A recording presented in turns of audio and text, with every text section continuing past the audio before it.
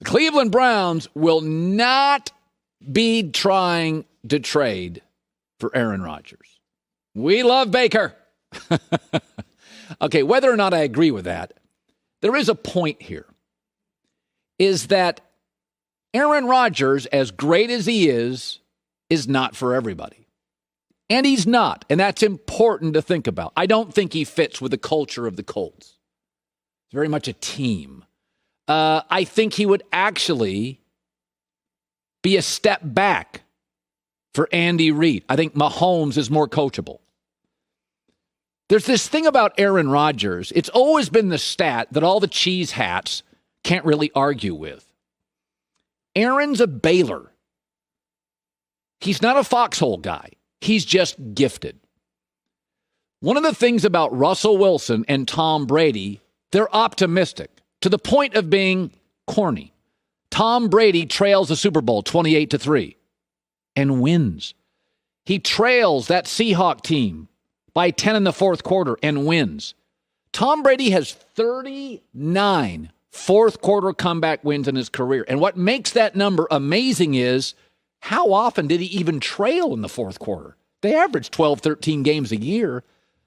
Aaron has 17 fourth quarter wins. Oh, Colin, that's because they don't trail much. Either does Russell Wilson. And he's got 35% more than Aaron. Joe Flacco has more than Aaron. Andy Dalton has more than Aaron. Derek Carr has more than Aaron. Matt Stafford has more than Aaron. Matt Ryan has more than Aaron. Aaron is not a foxhole guy. He sours very quickly. One of the amazing things about being sort of optimistic, and it's funny, my ex-wife's very optimistic. And sometimes my daughter will go, some mom is sometimes too optimistic. And I always say, as opposed to what? Cynical? Optimism over time wears better than cynical. And Brady and Russell Wilson border on corny. But last year, Tampa Bay lost 38-3 in week 9. That season could have been over. But it isn't with Tom, Pom-Pom Tommy, Rah-Rah Tommy, sun at the end of the tunnel Tommy. That's one of the great assets of Brady. It's not the biggest, not the strongest, not the fastest. He's got a will and a belief we'll get through it. It's also what makes Russell Wilson unique. And some of his teammates roll their eyes at him. That's not who Aaron is.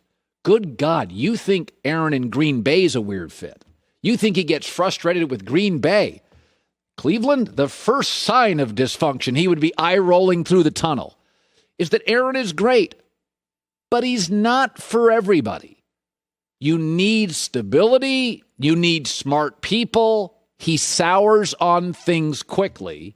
And Baker Mayfield, for all my misgivings about him, right now, he's a good fit.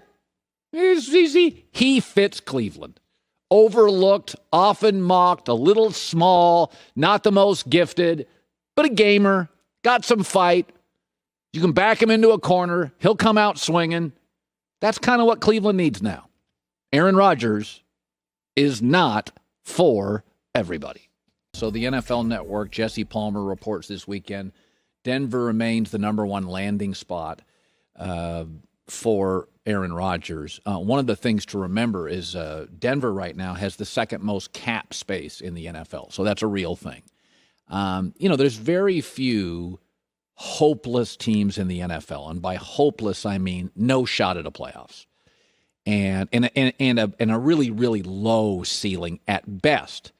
Denver is one of those teams. I think there's 5 in the NFL that there's no chance of a playoff spot. The New York Jets, rookie head coach, rookie quarterback, worst roster easily in their division. Philadelphia Eagles, really question marks at coach, question marks at quarterback. And I think they're rebuilding much more than they'd like to admit. The Houston Texans, dysfunction everywhere.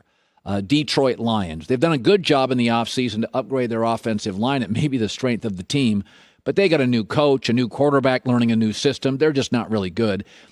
And then there's the Denver Broncos.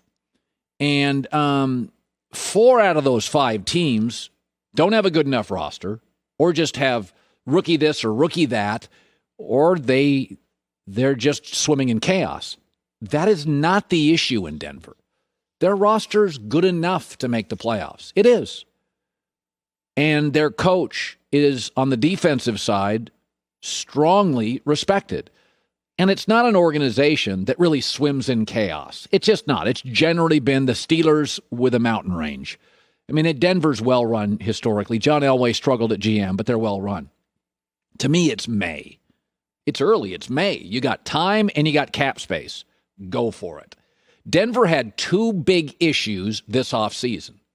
Secondary, awful, and quarterback, question marks. Well, they've answered the secondary. Nobody in the NFL did a better job than to solve their secondary issue than Denver, except Cleveland. Cleveland did the best job, but they went and got in Denver Patrick Surtain, great corner, number 1 rated corner, number 1 or 2 at Alabama, and Kyle Fuller, a very high-end corner from Chicago. Still can't figure out why Chicago couldn't make that work on the books. So they're not going to be a good team at corner. Their only other question was quarterback. They got cap space, they have time, they have a good enough roster. As Jay Glazer says, when you're driving to your facility and you know you're not a playoff team, GMing and coaching in the NFL, it's a miserable, miserable experience. And I contend Denver, and Aaron doesn't fit everywhere. He would work here. He's got respect for Elway. Peyton Manning had that. I mean, Elway cut Peyton Manning's salary. Peyton Manning didn't like about it, but he didn't criticize it publicly because Elway's an all-timer. And Elway is better than Aaron Rodgers all-time in, the history of football, and Aaron knows it. And because Peyton Manning won a Super Bowl, Aaron knows that. Aaron would have to be on his best behavior for Aaron. And I think he could be. 2 or 3 years, give it a run. But this one works to me on so many fronts. This is not a chaotic organization. It's a good enough roster, and their only weakness is quarterback. Hi, everybody. Thanks for watching. Subscribe here to get the latest from the show. Also, be sure to check out more of the best clips from The Herd or go watch a few segments from other shows on FS1.